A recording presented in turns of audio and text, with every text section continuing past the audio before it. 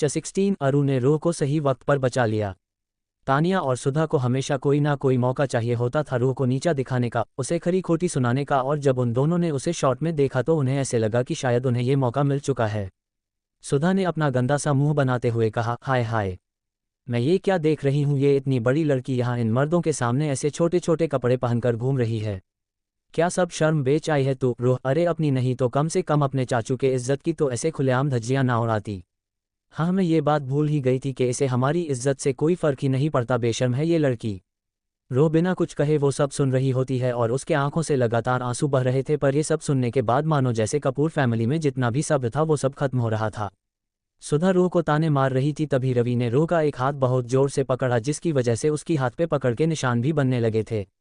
रवि ने रूह का हाथ और जोरों से पकड़ते हुए उससे कहा, शर्म नहीं आई तुझे इन अजनबी लोगों के साथ रहने में? और क्या सोचा था तूने कि जो तू चाहेगी और तुझे जो ठीक लगेगा वो होगा? नहीं, बिल्कुल भी नहीं। बहुत कर ली तूने अपनी मनमानी, घर चल फिर मैं बताता हूँ तुझे कि इसका अंजाम क्या होता है। तेरी खाल उड़ेल दूंगा मैं आज, और बहुत शौक है ना ये ऐसे महंगे छोटे कपड़े पहनने का, तो चल तेरा ये शौक भी आज पूरा करता हूँ मैं। ये सुन तानिया और सुधा अपने मन ही मन में बहुत खुश हो रही थी, पर ये सब सुनने के बाद मानो जैसे रूह को सांस लेना मुश्किल हो गया था।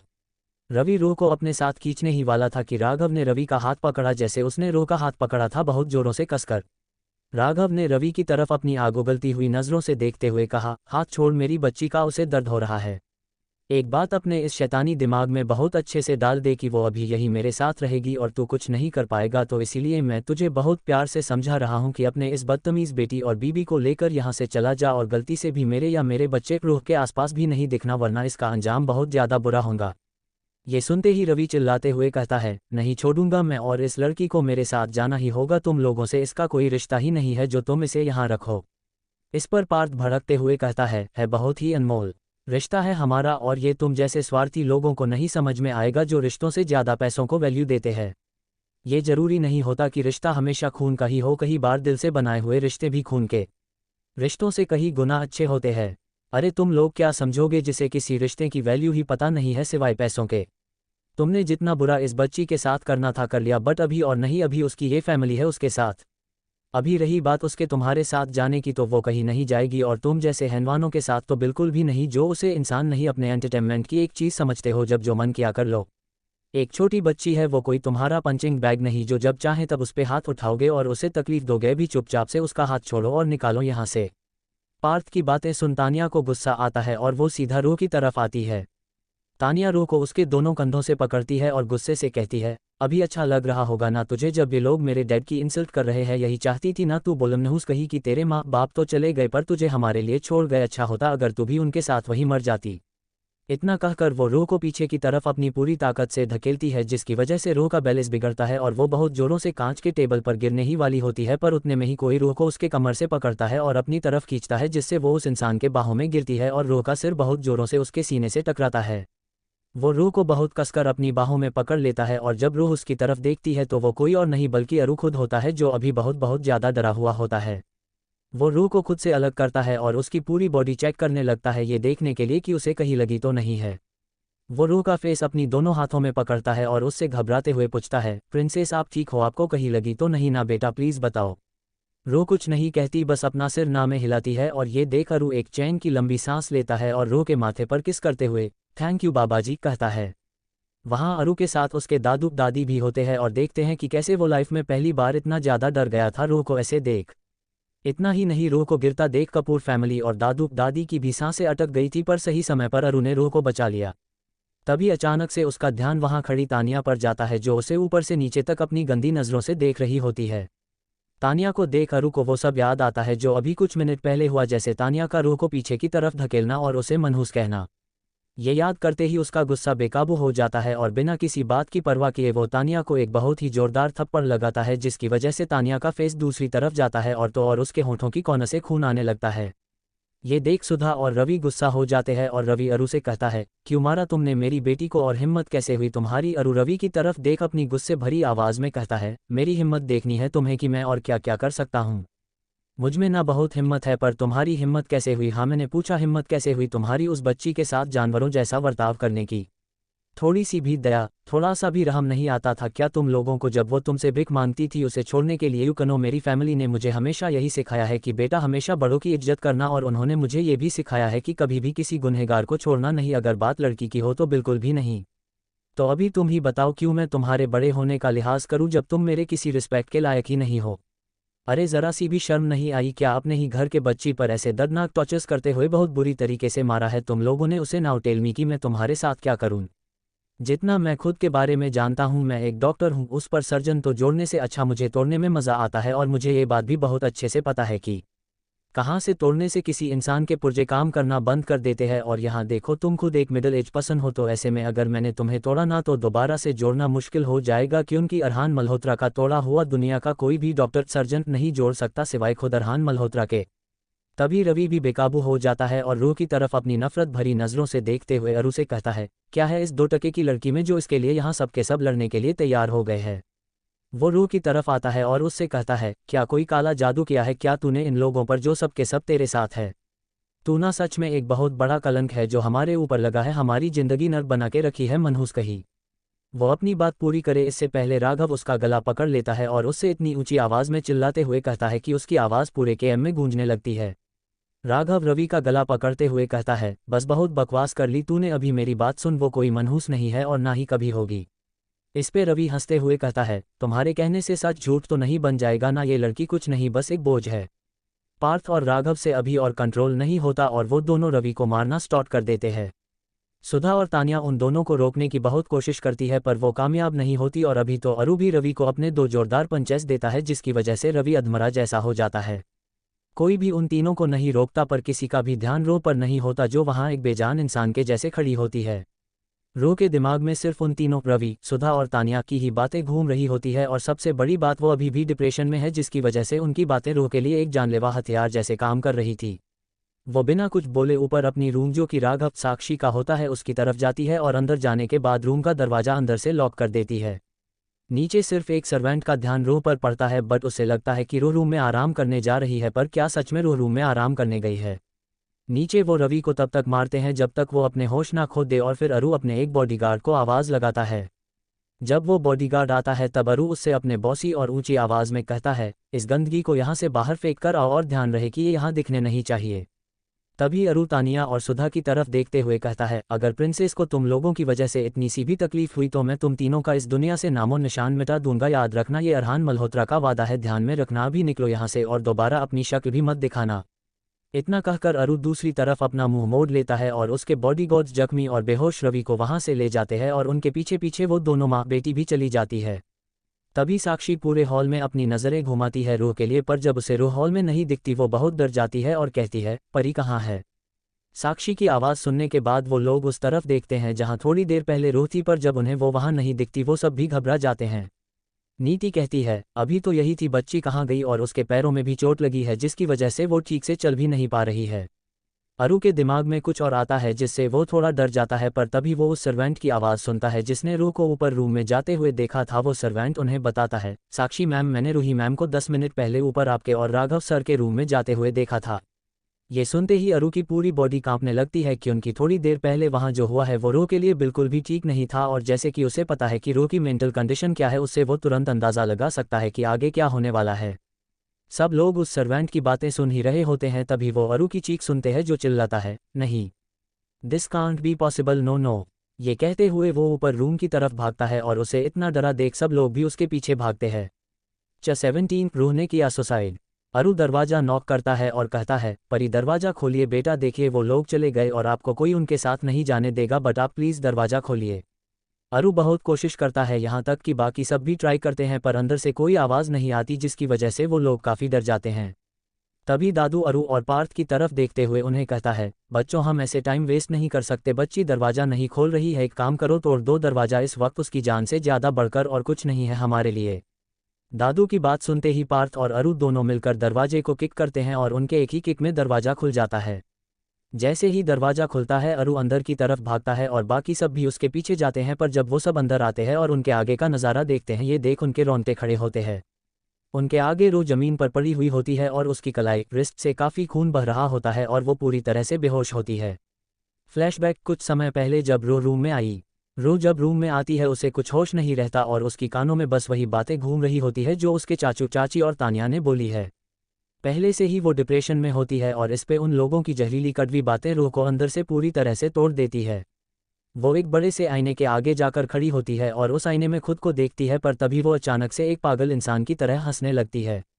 वो उस आईने में अपने आप को देख खुद से कहती है, तुम सबसे गंदी हो रूह, यू आर बैड गर्ल। चाचू चाची ने सही कहा कि मुझे भी मर जाना चाहिए था मम्मा, पापा के साथ मुझे मम्मा चाहिए। वो अचानक से अपने जख्मी घुटनों पर बैठ जाती है और बहुत रोने लगती है, मुझे मम्मा दे दो, मुझे नहीं रहना यहाँ, मुझे मम्मा पापा के पास जाना है, अभी और बर्दाश्त नहीं होता बहुत दर्द हो रहा है बाबाजी, मुझसे नहीं होगा अब, आई एम सॉरी।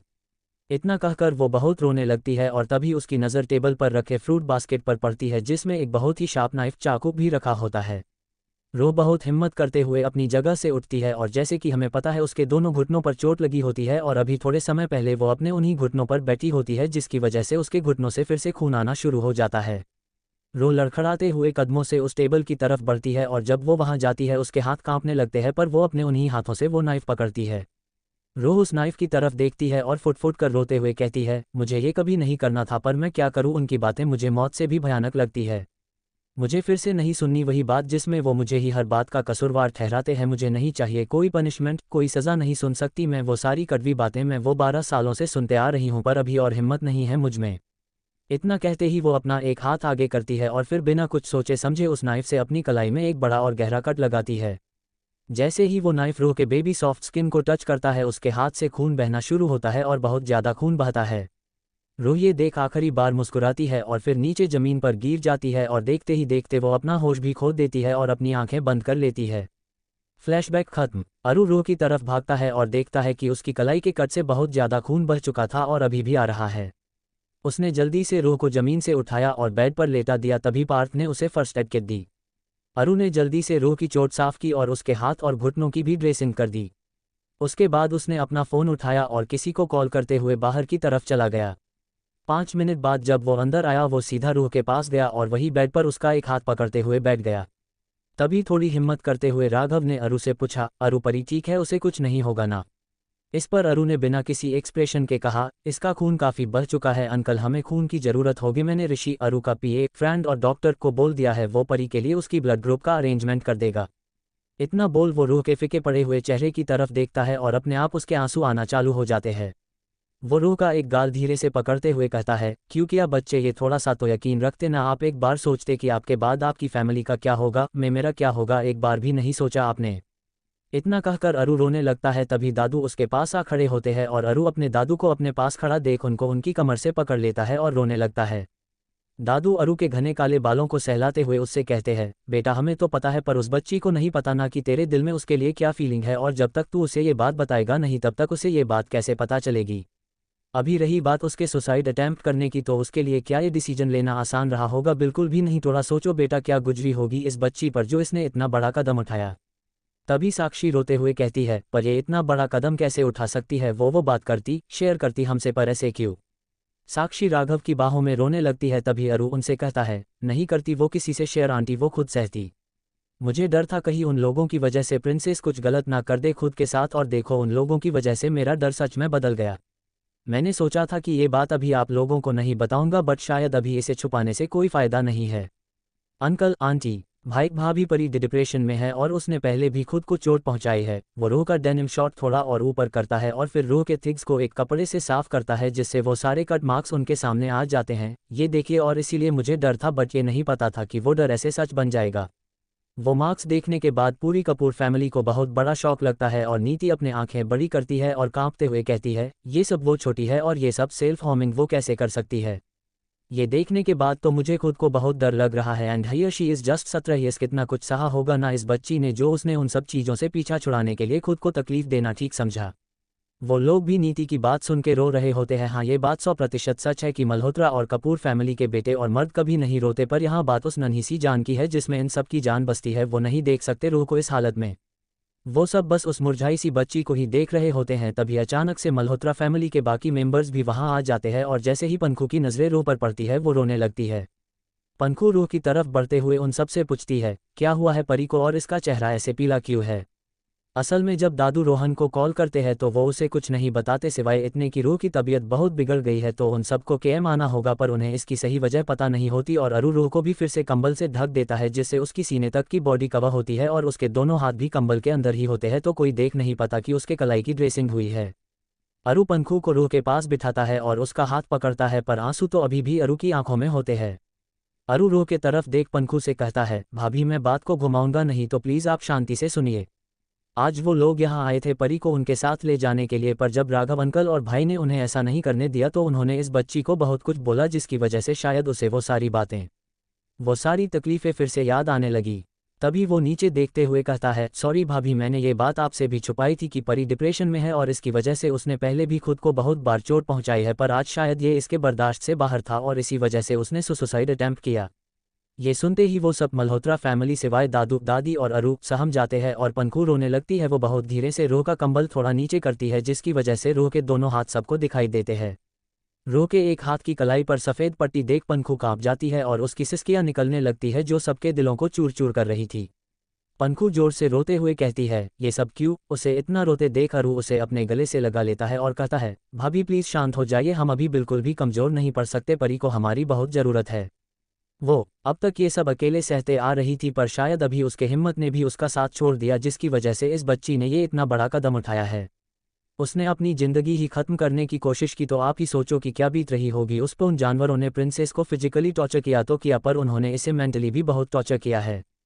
सच में पूरी तरह से थक चुकी है ये उन लोगों से लड़ते लड़ते, पर अभी इस लड़ाई में ये अकेली नहीं है, इसके साथ इसका पूरा परिवार है। राइट, हम हैं ना उसके लिए।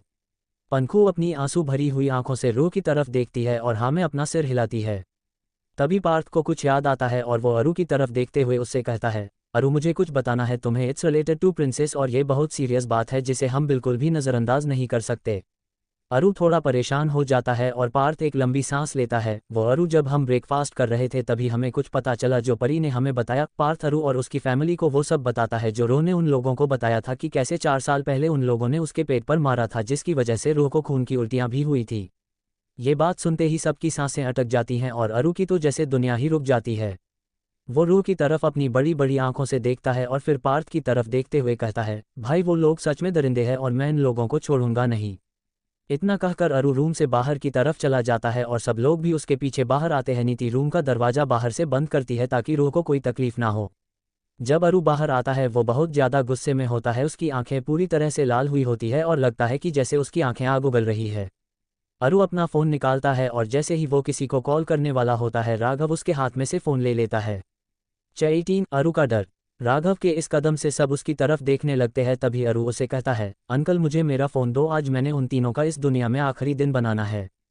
इतना कह के अरू राघव की हाथ से अपना फ़ोन लेने की कोशिश करता है। तभी राघव उसे रोकते हुए कहता है, नहीं अरू तुम ऐसे हड़बड़ी में कोई गलत फैसला नहीं ले सकते बेटा। इतने में ही साक्षी राघव से गुस्से में कहती है, गलत फैसले से तुम्हारा क्या मतलब है राघव?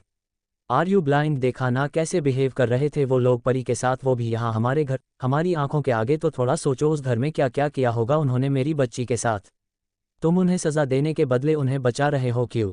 तुम ऐसा कैसे कर सकते हो राघव? हमारी बच्ची ने अपनी जान लेने की कोशिश की है, हम उन्हें ऐसे ही कैसे जाने दे बोलो? साक्षी बहुत ज़्यादा गुस्सा हो जाती है जिसकी वजह से उसका फेस पूरी तरह से लाल हो जाता है और ये देख राघव उसे अपनी बाहों में ले लेता है और कहता है, शांत हो जाओ साक्षी, देखो ऐसा करके तुम खुद को तकलीफ दे रही हो और अगर तुम्हें कुछ हुआ तो प्रिंसेस को हम क्या बोलेंगे? अभी प्लीज़ मेरी बात सब ध्यान से सुनो। जितना अरू और तुम परी से प्यार करते हो उतना मैं भी करता हूँ, मेरी भी बच्ची है वो और मुझे भी बहुत तकलीफ हो रही है। उसे इस हालत में देखकर राघव के आंखों से आंसू आने शुरू होते हैं जो वो बहुत देर से रोकने की कोशिश कर रहा था। भले ही खून का नहीं पर दिल का रिश्ता है हमारा और किसी भी माँ बाप के लिए उनके बच्चों को ऐसे अपनी आंखों के आगे तड़पता देखना 100 मौतें मरने के बराबर होता है। मुझे भी बहुत ज़्यादा गुस्सा आ रहा है उन लोगों पर और ऐसे लग रहा है कि उन्हें जान से मार दूं, पर हम वैसा नहीं कर सकते। अगर हमने ऐसा कुछ किया तो प्रिंसेस हमसे दूर चली जाएगी क्योंकि वो लोग जैसे भी है उसके चाचा चाची है और अगर हमने बिना सोचे समझे कुछ कर दिया और ये बात उसे पता चली तो बच्ची को यही लगेगा कि उसकी वजह से हमने उनके साथ बुरा किया है और फिर उसे गिल्ट होगा और शायद वो हमसे नफरत भी करने लगेगी जो हम में से कोई नहीं चाहता। हमें जो भी करना है बहुत सोच समझ कर करना होगा क्योंकि यहाँ बात हमारे बच्चे की है तो हम कोई भी रिस्क नहीं ले सकते। मुझे उन लोगों को तड़पा तड़प कर मारना है, जितना दर्द जितनी परेशानी मेरी बेटी ने सही है ना उतना दर्द तो उन्हें भी बर्दाश्त करना होगा। उन्हें भी तो पता चले ना कि उन्होंने किसे चोट पहुंचाई है और कैसे ये राघव कपूर इसका उनसे गिन गिन कर बदला लेता है। तभी रोहन राघव के कंधे पर हाथ रखते हुए उससे कहता है, उसमें तुम अकेले नहीं हो राघव, अभी मल्होत्राज भी तुम्हारे साथ है। जो उन लोगों ने किया है उसकी सज़ा तो उन्हें भुगतनी ही होगी, और वो भी इसी जन्म में। पर अभी के लिए हम इन सब के बारे में नहीं सोचते, क्योंकि इस वक्त हमारे लिए सबसे ज़रूरी कुछ है तो वो है वो बच्ची, ना कि वो हैनवान। हमें परी का ध्यान रखना होगा। वो अरु की तरफ देखता है जो वहाँ बिना किसी इमोशन के खड़ा होता है। अरु आए कनो बच्चा, बहुत मुश्किल होगा तुम्हारे लिए ये देखना कि आगे कोई अनजान नहीं पर तुम्हारी जान है, बट एक बात हमेशा याद रखना बेटा कि चाहे कुछ भी हो पर तुम ये नहीं भूल सकते कि तुम क्या हो। तुम्हें इस वक्त बहुत स्ट्रांग रहना होगा परी के लिए, क्योंकि तुम स्ट्रांग रहोगे तभी तो उसे ठीक कर पाओगे ना, और मुझे वो बच्ची बिल्कुल ठीक चाहिए। You get it doctor Arhan Malhotra. अरु रोहन की तरफ देखते हुए अपना सिर हिलाता है और रोहन उसे अपने सीने से लगा लेता है। कुछ नहीं होगा उसे अरु, वो बहुत स्ट्रांग बच्ची है, और अभी देखो हम सब भी तो है ना उसके साथ, तो फिर डर किस बात का, हम उसे कुछ नहीं होने देंगे हम। अरु अपने पापा की तरफ देखता है और रोहन उसके बहते हुए आंसू साफ करता है। उतने में ही वहाँ एक लड़का आता है जो कि लगभग अरु की उम्र का है। वो अरु की तरफ देख उसे आवाज़ लगाता है, अरु। अरु उसकी तरफ देखता है और उससे पूछता है, ऋषि अच्छा हुआ तू जल्दी आ गया, तूने लाया वो सब जो मैंने तुझे लाने के लिए बोला था। ऋषि अरु को हाँ में जवाब देता है, ठीक है चल मेरे साथ, हमारे पास ज़्यादा टाइम नहीं है। वो सब फैमिली वालों की तरफ देखता है, आप सब लोग प्लीज़ यही रहिए। इतना कहकर वो ऋषि के साथ रूम के अंदर चला जाता है और बाहर सब लोग उसका इंतजार करते हैं। अंदर रूम में अरु रोह को वो खून चढ़ाता है और फिर उसके घाव भरने के लिए कुछ पावरफुल इंजेक्शंस भी लगाता है। जब अरु का उसे चेक करना हो जाता है वो रोह के माथे पर किस करता है और उससे कहता है, बहुत जल्दी से ठीक हो जाओगे आप, बेबी अरु है ना आपकी हेल्प करने के लिए, तो डरना नहीं। इतना कहकर वो रोह को ठीक से कवर कर देता है। हर समय ऋषि वहीं पर होता है और देख रहा होता है, पर उसे ये समझ में नहीं आता कि ये बच्ची है कौन जिससे अरु इतने प्यार से बात कर रहा है, क्योंकि अरु का पीए होने के साथ साथ वो अरु का बेस्ट फ्रेंड भी होता है जिसे उसकी हर एक अच्छी बुरी आदतों के बारे में पता होता है। ऋषि ये बहुत अच्छे से जानता था कि अरु को किसी लड़की के इतने करीब जाना पसंद नहीं है।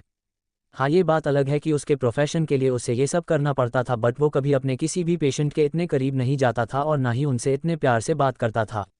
वो हमेशा से ही अपने प्रोफेशन में सबसे स्ट्रिक्ट और सीरियस था, जो कभी भी अपने किसी भी पेशेंट से इमोशनली कनेक्ट नहीं होता। अपने दोस्त को ऐसे देखने के बाद तो मानो जैसे ऋषि को बहुत बड़ा सदमा लगा हो और वो पूरी तरह से शॉक हो जाता है। तभी अरु की आवाज़ उसे उसके सदमे से बाहर लाती है। अरु उसके पास बैठता है और ऋषि से पूछता है, तुझे क्या हुआ, ऐसे शॉक में क्यों लग रहा है कि जैसे किसी ने तुझे 440 वोल्ट का झटका दे दिया हो। ये सुनते ही ऋषि अरु की तरफ देखते हुए कहता है, अभी अगर मैं वो चीज़ अपने आगे देख लूँ जो शायद नामुमकिन है, तो इससे मुझे शौक ही लगेगा ना। और सबसे पहले तू मुझे ये बता कि ये बच्ची कौन है, तेरी दोस्त या फिर बहन? बहन सुनते ही अरु गुस्सा हो जाता है और ऋषि पर भड़कते हुए कहता है, दोस्त तक तो ठीक था, पर अगर अगली बार तूने इसे मेरी बहन कहा ना तो मैं तुझे यही ज़मीन में जिंदा गाड़ दूंगा, याद रख ऋषि। ये सुनते ही ऋषि डर के मारे कांपने लगता है और घबराते हुए अरु से कहता है, ठीक है मेरे बाप, उसे तेरी बहन नहीं बोलूंगा, पर कम से कम ये तो बता कि वो क्यूट सी बच्ची है कौन और यहाँ ऐसे क्यों। तभी अरु रोह की तरफ देखते हुए ऋषि से कहता है, ये छोटी सी बच्ची जान है मेरी, बहुत बहुत प्यार करता हूँ मैं इससे ऋषि। तभी अरु ऋषि को सब कुछ बताता है, जिससे ऋषि को भी रोह के लिए बुरा लगता है और उन लोगों के लिए गुस्सा आता है। मैं नहीं देख पा रहा हूँ इसे ऐसे, मुझे बहुत तकलीफ हो रही है यार। पता है जब मैंने उसे ज़मीन पर बेहोश देखा तो मुझे एक पल के लिए ऐसे लगा जैसे मेरी जान निकल गई हो और उसकी कट से बहुत खून आ रहा था। मैं एक डॉक्टर हूँ और खून देखना तो जैसे मेरे डेली रूटीन का ही हिस्सा है, पर आज जब मैंने उसका खून देखा तो पहली बार मुझे ऐसे लगा कि इस रेड कलर के खून से ज़्यादा डरावनी और कोई चीज़ है ही नहीं। मैं इतना ज़्यादा डर गया था ऋषि, मेरी सांसें जैसे अटक सी गई थी और मुझे यहाँ उसका दिल बहुत ज़्यादा तकलीफ हो रही थी। इतना कहते ही अरु की आंखें से थोड़े आंसू नीचे झलकते हैं और इस पर ऋषि अरु के आंसू पोंछते हुए उससे कहता है, इसे ही तो सच्चा प्यार कहते हैं ना मेरे भाई, जो दिल से होता है। अगर तू किसी से सच्चे दिल से प्यार करता है तो उसकी तकलीफ, उसके दर्द से तुझे भी तकलीफ होने लगती है और तू उसकी आंखों में एक भी आंसू नहीं देख सकता। पता है हम ना डॉक्टर्स हैं जो हर एक दिन किसी ना किसी ऐसी सिचुएशन से गुजरते हैं जहां हमें लोगों की जिंदगियां बचानी होती है। हमारे आगे बहुत से ऐसे केसेस आते हैं जिसमें तो कभी कभी किसी पेशेंट को बचाना भी बहुत मुश्किल हो जाता है, पर हम करते हैं ना उन्हें फेस। बट जब बात किसी अपने की हो और वो अपना आपको आपकी जान से ज़्यादा प्यारा हो तो फिर वो सिचुएशन पूरी तरीके से चेंज हो जाती है। हम नहीं देख पाते उन्हें दर्द में, इससे हमें भी बहुत तकलीफ होती है और ये बात मुझसे अच्छा कौन समझ सकता है यार। तू तो अभी अभी ये फील कर रहा है, पर मेरे साथ तो ये 5 साल से होता आ रहा है। एंड ट्रस्ट मी ब्रो, जब कभी आज भी सिया ऋषि की गर्लफ्रेंड को हल्का सा बुखार या सर्दी भी हो जाए तो मुझे टेंशन हो जाती है, नहीं देख सकता मैं उसे बीमार। पर यहाँ बात बिल्कुल अपोजिट है, ये क्यूटी पाइप रोह तो बहुत छोटी है। सिया सेरू, इसकी एज क्या होगी? अरु रूह की तरफ देखते हुए ऋषि को बताता है, सिया से बहुत ज़्यादा छोटी है पर सिया 23 की है और प्रिंसेस सिर्फ 17 की। ये सुनते ही ऋषि की आंखें शौक के वजह से बड़ी बड़ी हो जाती है और वो अरु की तरफ देखते हुए उससे कहता है, अरु तेरा मतलब 17 सालों? माय गॉड, सच में बच्ची है यार, और कोई इतने छोटे बच्चे पे इतने टॉर्चर्स कैसे कर सकता है? बट अभी तू है ना उसके साथ तो अच्छी बात है। अरु पर ये बहुत छोटी है यार, मतलब तू 25 और ये 17। आर यू श्योर तू सीरियस है ना? अपने रिलेशनशिप को लेकर एक बार फिर से सोच ले मेरे भाई। इस पर अरु थोड़ा हंसते हुए कहता है, मैं 110% श्योर हूँ ऋषि, आइकनों की प्रिंसेस और मेरी एज में 8-9 साल का गैप है, पर मुझे उससे कोई फर्क नहीं पड़ता और मुझे इस बात का भी यकीन है कि आगे जाकर परी को भी नहीं होगा। अभी रही बात हमारे एक्चुअल रिलेशनशिप की, तो अभी वो छोटी है तो मैं अभी से उसे इस रिलेशनशिप के पिंजरे में कैद नहीं करना चाहता। हाँ, मैं उसके साथ उसका साया बनकर रहूंगा, बट एक फ्रेंड की तरह, जब तक वो खुद इस रिश्ते को पूरी तरह से समझ नहीं लेती या फिर वो खुद इस रिश्ते में आगे बढ़ने के लिए रेडी नहीं होती। मुझे कोई प्रॉब्लम नहीं है उसे एक बच्चे जैसे प्यार करने में, और अगर देखा जाए तो वो सही मायने में एक छोटी सी बच्ची ही है। तो अभी के लिए मैं उसे इस रिश्ते में बांधकर उसका बचपन नहीं छीनना चाहता और ना ही आगे ऐसा करूंगा। अपना बचपन जो उस बच्ची ने मिस कर दिया वो उसे वापस मिलेगा यहाँ, और मैं भी अपनी तरफ से पूरी कोशिश करूंगा कि वो कभी अपना बचपन ना गवाए। अरु की बात सुनते ही ऋषि के फेस पर भी एक छोटी सी मुस्कान आ जाती है और वो अरु से कहता है, तू सच में एक हीरा है मेरे भाई, और देखिए सबसे कीमती हीरा बाबाजी ने उस छोटी सी एंजल के लिए रखा था, तो कौन गधा कहता है कि वो अनलकी है। अरु अपनी तारीफ सुन अपना मुंह बनाता है, पर फिर उसे कुछ याद आता है जिसकी वजह से उसके फेस के एक्सप्रेशन भी चेंज होते हैं। अरु ऋषि की तरफ देखते हुए उससे सीरियस आवाज में कहता है, ऋषि मुझे पार्थ भाई ने कुछ बताया जो बिल्कुल भी अच्छी बात नहीं है।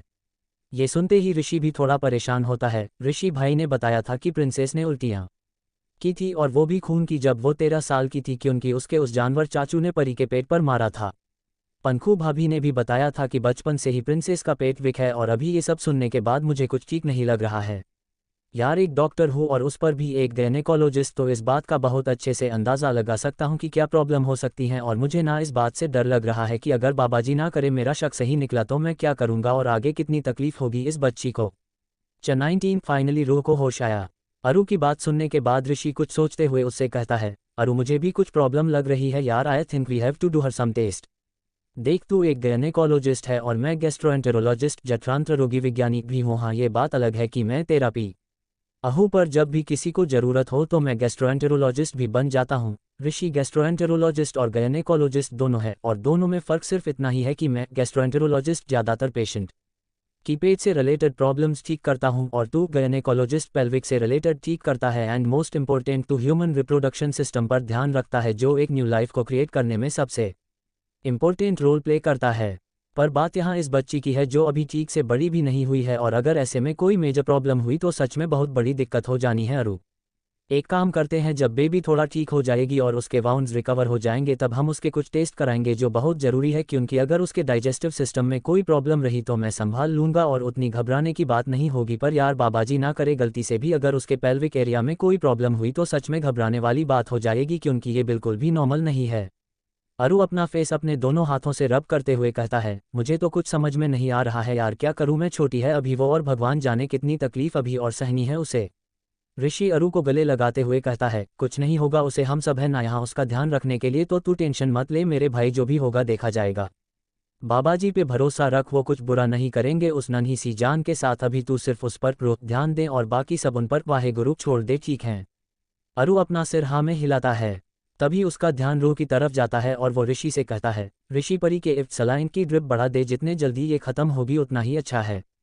बहुत ज़्यादा डर लगता है इसे इंजेक्शंस, सलाइंस और सभी मेडिकल स्टफ से, और अभी देख उन हैनवानों ने उसकी ऐसी हालत बना दी है कि ना चाहकर भी इस बच्ची को उन सब की ज़रूरत पड़ेगी। बहुत बड़ी कीमत चुकानी होगी उन लोगों को, और मैं उन्हें चैन से तो जीने नहीं दूंगा। हर एक पल ये बात याद करके पछताएंगे वो लोग कि क्यों उन्होंने प्रिंसेस को इतनी तकलीफ दी। अनजाने में ही सही, पर उन्होंने मुझसे पंगा लिया है, मेरे अंदर का शैतान जगाया है, और अभी ये शैतान उन्हें पूरी तरह से बर्बाद किए बिना शांत नहीं होगा। ये सब कहते वक्त अरु की आंखें आग उगल रही होती है, जिससे ऋषि भी थोड़ा डर जाता है, क्योंकि उसे पता है कि इरहान मल्होत्रा दिखने में जितना स्मार्ट और हैंडसम है उससे कहीं ज़्यादा डरावना वो अंदर से है, और गुस्से में तो वो किसी चलती फिरती ज्वालामुखी के कम नहीं है, जो कभी भी और कहीं भी फटकर सबको जला सकती है। ऋषि एक अच्छे दोस्त और पिए की तरह चुपचाप जाता है, और जैसे कि अरु ने उसे बताया वो सलाइन की ड्रिप बढ़ा देता है। ऐसे ही 3 घंटे बीत जाते हैं, पर रूह को होश नहीं आता, जिसकी वजह से सभी काफ़ी परेशान होते हैं और बाबाजी से रूह के लिए दुआएं मांगते हैं, पर शायद बाबाजी भी उनकी टेस्ट ले रहे होते हैं और रूह को तब भी होश नहीं आता। इधर रूम में ऋषि और अरु भी डर जाते हैं। तभी ऋषि अरु से कहता है, अरु अभी तक तो इसे होश आ जाना चाहिए था यार, देख पूरे 4 घंटे जब से ऋषि आया है तब से खो गए हैं, अभी तो मुझे भी टेंशन हो रही है यार। अरु रूह का हाथ पकड़ता है, वो दोनों रूह के पास बैठे होते हैं और इमोशनलेस फेस के साथ कहता है, बहुत ज़्यादा कमज़ोर है ये और अभी ऊपर से इतनी चोटें, ब्लड लॉस जिसकी वजह से इसकी बॉडी सच में वीक हो गई है और शायद उसी की वजह से बेबी को अब तक होश नहीं आया। तभी अरु रूह का एक हाथ अपने दोनों हाथों के बीच में रखता है और अपने दोनों हाथ जोड़ता है, प्लीज़ बाबा जी मेहर करी, अपनी जान से ज़्यादा प्यार करता हूँ इससे, प्लीज़ इसे कुछ नहीं होने देना। इतना कहकर वो रूह के हाथ के पीछे साइड पर किस करता है और अपनी आंखें बंद कर लेता है। ऐसे ही 1.5 घंटा और बीत जाता है। तभी अरु और ऋषि अचानक से रूह की बहुत धीमी पर दर्द भरी आवाज़ सुनते हैं जो कहती है, आह मम्मा। रूह की आवाज़ सुनते ही दोनों अलर्ट हो जाते हैं और अरु रूह की तरफ देखता है जिसके फेस पर दर्द और शिकत साफ साफ नजर आ रही होती है। जब रूह धीरे से अपनी आंखें खोलती है उसकी आंखों से आंसू अपने आप बहने शुरू होते हैं जिसे देख अरु का दिल टूटता है। रूह जब अरु की तरफ देखती है वो उससे रोते हुए कहती है, अब। अरु अपना नाम सुनते ही अरु की आंखों से आंसू आना चालू हो जाते हैं। वो रूह के माथे पर किस करता है और उसका छोटा सा पर आंसुओं से भीगा हुआ फेस अपने दोनों हाथों में लेता है और उससे पूछता है, परी आप ठीक हो ना, बच्चे कहीं पेन हो रहा है आपको, बोलिए। ये सुनते ही रूह और रोने लगती है पर तभी उसे वो सब कुछ याद आ जाता है जो मॉर्निंग में हुआ था। वो उन लोगों की बातों को याद करती है और अचानक से उसकी पूरी बॉडी कांपने लगती है जिसे देख ऋषि और अरु सतर्क हो जाते हैं। ऋषि रूह की तरफ देखते हुए अरु से कहता है, बच्ची की पूरी बॉडी शिवर कांप कर रही है यार। अरु कुछ बोलने ही वाला होता है तभी वो दोनों रूह की धीमी आवाज़ सुनते हैं जो रूह कह रही होती है, प्लीज़ मुझे मत भेजो, मुझे नहीं जाना वहाँ, वो फिर से मारेंगे मुझे, मैं नहीं जाऊंगी। इतना कहकर वो रोने लगती है, उसकी सांसें बहुत तेज हो जाती है और ये देख ऋषि अरु से घबराते हुए कहता है, अरु परी को पैनिक अटैक्स आ रहे हैं, हमें इसे शांत कराना होगा, इसकी हेल्थ के लिए बिल्कुल ठीक नहीं है ये अटैक्स, कुछ कर। अरु जल्दी से उसके करीब जाता है और उसे थोड़ा ऊपर उठाते हुए उसे अपने सीने से लगाता है। वो रूह की बैक को रब करता है और उसके कानों में बहुत धीमी और स्वीट आवाज़ में कहता है, कुछ नहीं है और कोई नहीं ले जा रहा है आपको, बेटा शांत हो जाइए, ऐसे नहीं करते। अरु अपनी पूरी कोशिश करता है रूह को संभालने की पर वो शांत होने की जगह और ज़्यादा पैनिक करने लगती है और वही सब दोहराती है जिसे देख वो दोनों काफ़ी डर जाते हैं। तभी अरु ऋषि की तरफ देखते हुए उसे कुछ इशारे से कहता है और ऋषि अपना सिर हिलाते हुए उस रूम से बाहर चला जाता है और दरवाज़ा बंद कर देता है। इधर रूम में जब अरु देखता है कि रूह शांत होने का नाम ही नहीं ले रही है और इस वजह से उसकी सांसें तेज हो रही है और उसकी हार्टबीट्स धीमी, ऐसे में उसे कुछ समझ नहीं आता कि उनकी रूह की हालत अभी बहुत नाजुक होती है और पहले से ही उसने रूह को हाई डोज दिए थे जिसकी वजह से वो अभी रूह को शांत करने के लिए कोई भी मेडिसिन या फिर शॉर्ट इंजेक्शन नहीं दे सकता था। कोई भी रास्ता ना दिखने पर वो एक गहरी सांस लेता है और रूह का फेस अपने फेस के बहुत पास लाते हुए अपने होंठ उसके कांपते हुए होंठों पर रख देता है और बहुत धीरे से उसे किस करता है जिसकी वजह से रूह का ध्यान उस मॉर्निंग वाली बात से हटकर दूसरी तरफ चला जाता है। यह अरु सिर्फ रूह का ध्यान भटकाने और उसे शांत करने के लिए कर रहा होता है, यहाँ उसके इरादे बिल्कुल भी गलत नहीं होते। अरु के इस कदम से पहले तो रूह को थोड़ा सा अजीब लगता है क्योंकि उसके लिए ये सब चीज़ें बिल्कुल नहीं होती है, बट जब अरु धीरे धीरे उसे किस करने लगता है तब रूह को अच्छा लगता है और वो वैसे ही रहती है बिना कुछ किए क्योंकि उसे किस करना भी नहीं आता। जब अरु को ये यकीन हो जाता है कि रूह का ध्यान उस बात से हट गया है तभी वो भी रूह से अलग हो जाता है और उसके माथे पर किस करते हुए उससे कहता है, आई कैन सी आप बहुत बहुत इनोसेंट हो प्रिंसेस। तभी वो अपने मन में सोचता है, सच में बिल्कुल बच्ची है ये, जहाँ आजकल 10 साल के बच्चों को ये पता होता है कि किस कैसे करते हैं वहाँ ये मेरा प्यारा सा बच्चा है जिसे कुछ भी नहीं पता। पर कोई बात नहीं मेरी जान, आपके अरु है ना। अरु रूह की तरफ देखता है जो सिर्फ उसकी तरफ ही देख रही होती है बिना अपनी पलकें झपकाए। तभी अरु उसका एक गाल अपने हाथ में लेते हुए उससे कहता है, अभी आप मुझे सच सच बताइए कि आपने ऐसा रिस्की कदम क्यों उठाया और क्या लगा था आपको कि ऐसा कुछ करने से आपके प्रॉब्लम सॉल्व हो जाएंगे।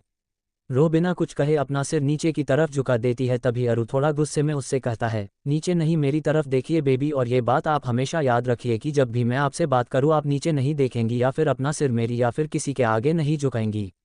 अगर आपने कोई गलती की है तो उसे एक्सेप्ट करना भी सीखना होगा आपको बच्चे। और रही बात आज की, तो आज जो कदम आपने उठाया है ना वो कमज़ोर लोग करते हैं और आप कमज़ोर नहीं हो परी, आप एक बॉर्न वॉरियर हो और आप इतने जल्दी हार कैसे मान सकते हो, नो कभी नहीं। आपको पता है सब कितना प्यार करते हैं आपसे। आप 5 घंटों से बेहोश थे तो घर में सब बाबा जी से प्रे कर रहे थे कि आपको जल्द से जल्द होश आ जाए। बेबी आप किसी और के लिए उनको हट कैसे कर सकते हो, आप बहुत ज़्यादा स्पेशल हो उनके लिए, प्लीज़ किसी भी मतलबी लोगों के लिए आप अपनी लाइफ के साथ मत खेलो बेटा। अच्छा उन सब का छोड़ो, आप जानते हो कि जब मैंने आपको वैसे ज़मीन पर पड़ा हुआ देखा तो मुझे कैसे लगा। मेरी सांसें अटक गई थी और मुझे तो ऐसा लग रहा था कि जैसे मेरे दिल ने काम करना ही बंद कर दिया हो। बहुत डर गया था मैं और ये फर्स्ट टाइम था। ये सुनते ही रूह अपनी बड़ी बड़ी आंखों से उसकी तरफ देखती है। हाँ, शायद आपको हंसी भी आ रही होगी ना, पर ये सच है, मैं आज सच में बहुत डर गया था।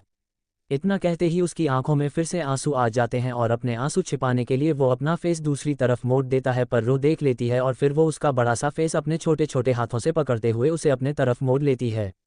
बहुत ज़्यादा रोने की वजह से अरु की आंखें पूरी तरह से लाल हो चुकी होती है, जिसे देख रूह को बहुत गिल्टी फील होता है और वो उसकी तरफ देखते हुए कहती है, आई एम वेरी सॉरी अरु, मैं बहुत गंदी बच्ची हूँ ना, देखा आज मेरी वजह से आप इतना रोए हो, रूह इज सॉरी।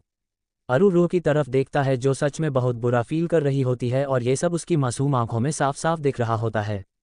अरु बहुत ही धीरे से और संभाल कर रूह को अपनी गोद में बिठाता है जिससे उसे कोई तकलीफ ना हो और फिर वो पहले उसके गालों पर किस करता है और बाद में वो रूह को अपने सीने से लगाता है। अरु रूह के बालों को सहलाते हुए कहता है, आपको सॉरी बोलने की कोई ज़रूरत नहीं है प्रिंसेस, बट हाँ, आपको मुझसे आज एक प्रॉमिस करना होगा कि आप आज के बाद ऐसा कोई कदम नहीं उठाओगे जिससे आपकी जान को खतरा हो। अगर आपको किसी बात से तकलीफ हो रही है या फिर कोई आपको परेशान कर रहा है, फिर वो चाहे वो गंदे लोग ही क्यों ना हो, बट अगर वो आपको परेशान करे या फिर कुछ बुरा बोले तो आप बिना किसी झिझक के ये बात घर में किसी से, कपूर फैमिली भी शेयर कर सकते हो या फिर आप मुझे बता सकते हो, पर कभी भी खुद कोई फैसला नहीं करना। पहले की बात अलग थी, पर अभी आपके पास आपकी पूरी फैमिली है। मैं भी तो हूँ और आप ये बड़े बड़े फैसले लेने के लिए बहुत छोटू हो, तो ये सब आप हम पे छोड़ दो और गलती से भी आपने फिर से खुद को हार्म करने की सोची भी ना, तो मुझसे बुरा आपके लिए कोई नहीं होगा। मैं पनिशमेंट दूंगा आपको और कोई भी नहीं रोक सकता मुझे, तो ये बात ध्यान में रखना आप बेटा। च20 रूह का इंट्रो मल्होत्रा फैमिली से। रूह अरु की बात सुनकर थोड़ा सा डर जाती है जिसकी वजह से उसकी बॉडी सख्त बनती है। अरु इस बात पर गौर करता है और रूह के आंखों में देखते हुए उससे कहता है, आपको मुझसे डरने की कोई ज़रूरत नहीं है परी, आप क्यों डर रही हो, मैं तो आपका बेस्ट फ्रेंड हूं ना, और मैंने आपसे कहा कि मैं आपको पनिशमेंट दूंगा, इसका मतलब ये नहीं होता कि मैं आपको हमेशा डांटूंगा नहीं प्रिंसेस, जब कभी आप गलती करोगे तब किसी को तो आपको ये बताना होगा कि आपने जो भी किया वो सही था कि गलत, और आपका बेस्ट फ्रेंड होने के नाते ये मेरी रिस्पॉन्सिबिलिटी है ना, तो बस आप हमेशा ये बात याद रखना कि आपकी वजह से कभी ऐसा कुछ ना हो जिसके लिए मुझे आपको सज़ा देनी पड़े। हाँ, आप अपनी क्यूट सी शैतानियाँ कर सकते हो, मस्ती कर सकते हो, इवन मैं भी इसमें आपका साथ दूंगा, बट कभी भी खुद को दर्द नहीं देना क्योंकि आपसे ज़्यादा तकलीफ मुझे होगी, समझे आप मेरे छोटू बेबी। अरु के मुंह से अपने लिए छोटू बेबी सुनने के बाद रूह अपना क्यूट सा पाउट बनाती है। वो अरु की तरफ देखते हुए उससे कहती है, मैं छोटू बेबी नहीं हूं ना अरु, फिर आप सब लोग क्यों मुझे छोटू बेबी बुलाते हो। इस पर अरु रूह की नाक धीरे से खींचते हुए कहता है, आप चाहे जितना भी मना करिए, बट सच तो यही है कि आप हमारे छोटू बेबी हो और मैं तो आपको छोटू बेबी ही बुलाऊंगा। रूह अपनी प्यारी सी रोती हुई शक्ल बनाती है और उसे देखकर अरु हंसने लगता है और उसके गालों पर किस करता है। तभी वो सीरियस आवाज़ में रूह से पूछता है, बच्चे बहुत दर्द हो रहा है आपको हाथ और पैरों घुटनों में। रूह सिर्फ अपना सिर हिलाती है और अरु के सीने पर अपना सिर रख देती है। अच्छा, आपको सबसे मिलना है क्या, सब बहुत परेशान हो गए थे बेटा आपके लिए। रूह अरु की तरफ देखती है और कहती है, हाँ प्लीज़ बुलाओ ना, मुझे मिलना है। अरु पार्थ को एमएसजी करता है और 5 सेकंड बाद सब के सब कपूर, मल्होत्रा और ऋषि भी एकदम से रूम के अंदर आ जाते हैं। अचानक से दरवाज़ा खुलने की आवाज़ से रूह बहुत डर जाती है और अरु को कसके पकड़ लेती है। अरु भी उसे अपनी बाहों में पूरी तरह से छुपा लेता है और रूह एक प्यारी सी भीगी बिल्ली की तरह अरु के बाहों में छुपकर सब कुछ देखने लगती है। रूह की इतनी प्यारी सी हरकत देखकर अरु को उस पर प्यार आता है और वो उसके बालों पर किस करते हुए कहता है, अरे बाप रे, इतना ज़्यादा डर गया मेरा ये क्यूट सा किटन। तभी अरु उन लोगों की तरफ देखते हुए उनसे थोड़े रुड आवाज़ में कहता है, क्या यार आप लोग थोड़ा धीरे से नहीं आ सकते थे क्या, देखा फिर से डरा दिया ना सबने मेरे बेबी को। हाँ, अरु रूह की बैक को रब करता है जिसकी वजह से वो थोड़ा अच्छा फील करती है और जब अरु कंफर्म हो जाता है कि रूह ठीक है, वो उसे अपनी बाहों की कैद से बाहर लाता है। रूह को देखते ही साक्षी उसकी तरफ भागती है और उसके पास आकर उसे जोरों से गले लगा लेती है। हालांकि रूह अभी भी अरु की गोद में ही बैठी होती है, पर इस बात से वहाँ किसी को ज़्यादा फर्क नहीं पड़ता क्योंकि मल्होत्रा और कपूर दोनों ही फैमिली के लोग, यहाँ तक कि दादू दादी भी नए सोच वाले होते हैं और वो आज की नई पीढ़ी से कदम मिलाकर चलने में विश्वास रखते हैं। अरु का एक हाथ रूह की कमर में होता है जिससे वो रूह को ठीक से पकड़े हुए होता है ताकि वो गिर ना जाए। साक्षी रूह को अपने से थोड़ा अलग करती है और फिर उसका फेस अपनी हाथों में पकड़ते हुए उसके फेस पर किस करती है, बिल्कुल एक माँ की तरह, जैसे एक माँ अपने बच्चे को लाड प्यार करती है। साक्षी रूह की तरफ देखती है और उसके आंखों में आंसू भी होते हैं। ये देख रूह भी परेशान हो जाती है। तभी साक्षी रूह से रोते हुए कहती है, मेरी बच्ची, आप ठीक है ना परी, आपको ज़्यादा वीकनेस तो फील नहीं हो रही है। वो अरु की तरफ देखती है, अरु प्रिंसेस ठीक है ना, कोई डरने वाली बात नहीं है ना, बोलो। तभी आरती साक्षी से कहती है, साक्षी रिलैक्स, तुम बहुत ज़्यादा पैनिक कर रही हो। देखो बच्ची बिल्कुल ठीक है, पर हाँ अगर तुम ऐसे ही पैनिक करती रही तो तुम्हें ऐसे देखकर वो डर जाएगी और फिर से अपनी हालत खराब कर देगी। देखो तुम्हें इतना डरा हुआ देखकर कैसे चेहरा उतर गया है बच्ची का, तो तुम उसके लिए शांत रहोगे। साक्षी आरती की बात सुन रूह की तरफ देखती है और जब वो रूह को उदास देखती है तो सच में उसे भी बुरा लगता है कि उसने रूह को भी अपने साथ साथ डरा दिया। साक्षी रूह का एक गाल धीरे से अपने हाथ में पकड़ते हुए कहती है, मम्मा इज सो सॉरी मेरी जान। मैंने अपने साथ साथ आपको भी डरा दिया ना, प्लीज़ मम्मा को माफ़ कर दो। रूह अपना सिर ना में हिलाती है और साक्षी के सीने से लग जाती है और साक्षी भी अपनी प्रिंसेस को और भी प्यार से और कस के गले लगाती है। तभी वो सब राघव की बात, जो सिर्फ बात नहीं पर एक रूठे हुए बच्ची की शिकायत भी सुनते हैं, जो रूह और साक्षी के तरफ देख कर कहता है, अरे यार पापा को भी उनकी प्रिंसेस से मिलना है, तो प्रिंसेस की मम्मा आप अभी हट जाइए कि उनकी ये पापा और उनकी प्रिंसेस का टाइम है। वो अरु की तरफ देखता है और एक झूठा गुस्से वाला मुंह बनाता है, तो मिस्टर अरहान मल्होत्रा क्या मैं अपनी बेटी को आपसे ले सकता हूँ? वो क्या है ना, अभी मेरा टाइम है तो मुझे मेरी परी चाहिए, आप बाद में फिर से इसे ले सकते हैं, मुझे या फिर किसी को भी कोई प्रॉब्लम नहीं होगी, पर अभी के लिए मुझे मेरी बच्ची दे दे भाई। तभी माही राघव से कहता है, नाउ आई गेट इट कि पंखू इतनी ड्रामेटिक क्यों है, ऑफकोर्स आपकी वजह से डैड राघव। ये सुनते ही सब लोग सिवाय रूह और पंखू हंसने लगते हैं।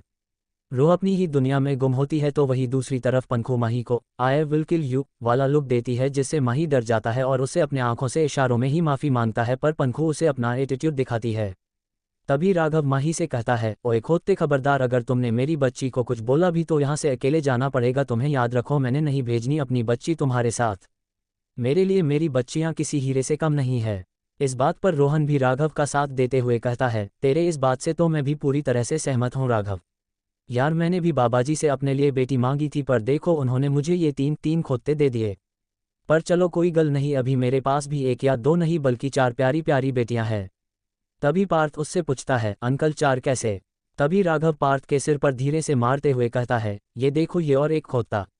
अरे मेरे बुद्धू 4 बेटियां मतलब रिया, पंखू, नीति और अभी परी भी तो है ना। हे बाबाजी सच में ये लड़के वीर, माही, पार्थ, अरु कब अपना दिमाग लगाएंगे पता नहीं छिड्डो। ये सब सुनने के बाद रूह हंसती है और उसे हंसते देख सबके चेहरे पर भी मुस्कान आ जाती है। तभी पार्थ झूठा रोता हुआ फेस बनाकर रूह से कहता है, परी दिस इज नॉट फेयर ना बाबा, आप तो भैयू पर हंस रहे हो, पर यहाँ तो आपको मेरा साथ देना चाहिए था। इस पर रोहन पार्थ से कहता है, क्यों देगी वो तुम्हारा साथ, बोलो। अरे मेरी बच्ची उसके पापा राघव और अंकल के साथ है। वो रूह की तरफ देखता है, क्यों बेटा आप हमारे साथ हमारी टीम में हो ना।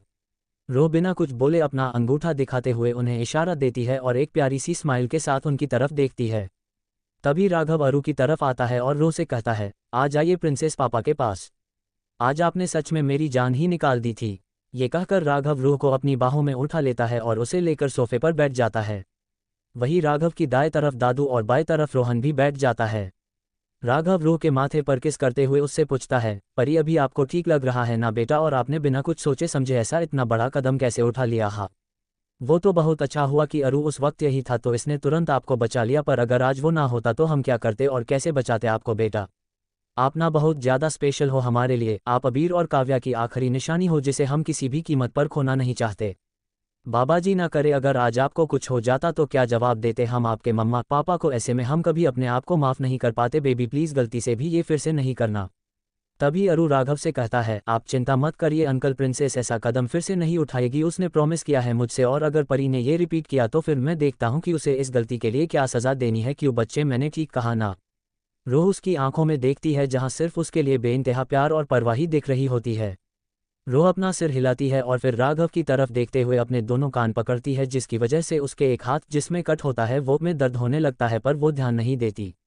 रूह राघव से कहती है, मैं सॉरी हूँ पापा, प्लीज़ आप मुझे सॉरी दे दो ना, मैं प्रॉमिस करती हूँ कि मैं फिर से ये नहीं करूँगी बाबाजी वाला प्रॉमिस प्लीज़।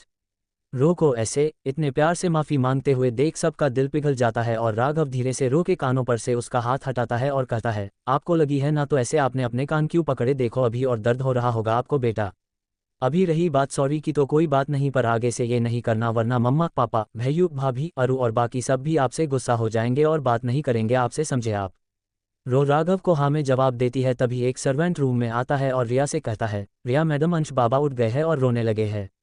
ये सुनते ही रिया बाहर चली जाती है और रूह वहाँ बैठे राघव से पूछती है, पापा ये अंश कौन है? और वो मल्होत्राज के तरफ भी देखती है, मैं इन सबको भी नहीं जानती क्यों? ये सुन वीर रूह से हंसते हुए कहता है, वो इसीलिए डॉल क्योंकि आज आप पहली बार हम सब से मिल रहे हो, इसी वजह से आप हमें नहीं जानते, पर हम सब आपको जानते हैं।